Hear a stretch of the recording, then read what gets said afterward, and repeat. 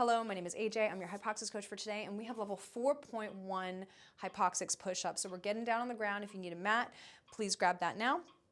And otherwise, you just need your body. If you are, and your lungs, and your breath, and your brain, all those things. If you're working with a HYPOXiX coach and they've suggested some other sets, reps, resistance for you based on your assessment, you of course want to follow that because that's there to optimize your program. Otherwise, this is a perfect starting place, so let's begin.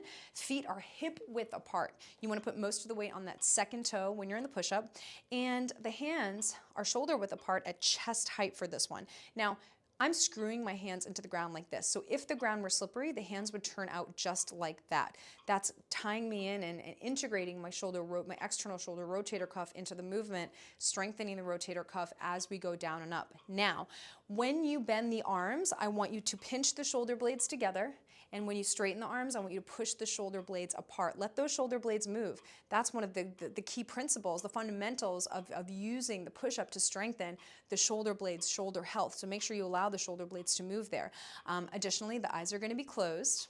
That's our visual specificity for today, deepening our connection between our abs and the ab ribbon. You're loosening your ab ribbon on the engaged exhale. That's preventing another common mistake in a push-up, which is simply overusing the low back. Instead, we're going to loosen the ab ribbon strategically with our forced exhale in the push-up, squeezing our glutes the entire time in the push-up. And also, as the eyes are closed, I want you to get that nice head stance, which is pushing your head back into imaginary hands and using those hands to lift the head up. You're creating height in the spine the whole time as you're doing your push-up. I sometimes will cue double chin in the push-up just to avoid another common mistake in a push-up, which is letting the head fall down and forward in the push-up activity. Now, if this is your first time doing the HYPOXiX push-up, I know there's a lot of layers to focus on. Start by focusing on staying connected to your breath. That forced continuous exhale, breathe with me in tandem, loosening your ab ribbon on the exhale, tightening it on the inhale, and just making sure that the low back is not moving. And that loosening of the ab ribbon should help prevent that. So you want to find your nice neutral spine. You're not here, you're not over tucked, but you're about halfway between the two. Generally in a push-up, most people need to think tuck a little bit just to find that neutral and make sure that you're finding your pelvic stability and mobility in the push-up. So if you are also a person who has sensitive wrists and you feel impinged in the wrists doing a push-up or a plank, you can be on your knuckles. Just follow all of my cues. You still want to screw the knuckles into the ground. You still, want to do all of those things in the push-up. You may want to put, an extra padding underneath your knuckles, Eric's pad, something like that, okay? So let's take it. Our tempo for today is blow and hiss. Those elbows are at a nice 45-degree angle. So not here and not here. You're about halfway between the two, 45-degree angle relative to the body to optimize the shoulder functioning in the push-up. So let's practice.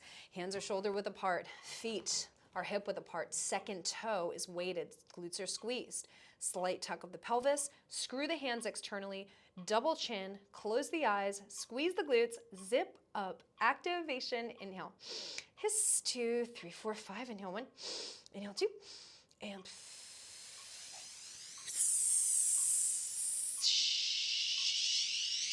loosen your ribbon, and inhale, head back, shoulder blades apart, shoulder blades together, loud shish, push it out, inhale, inhale,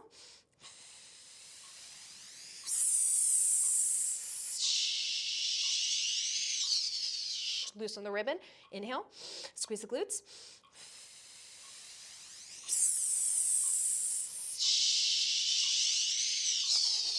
push it away. And that's how your abs should feel in every single push-up that you do. Really excellent work.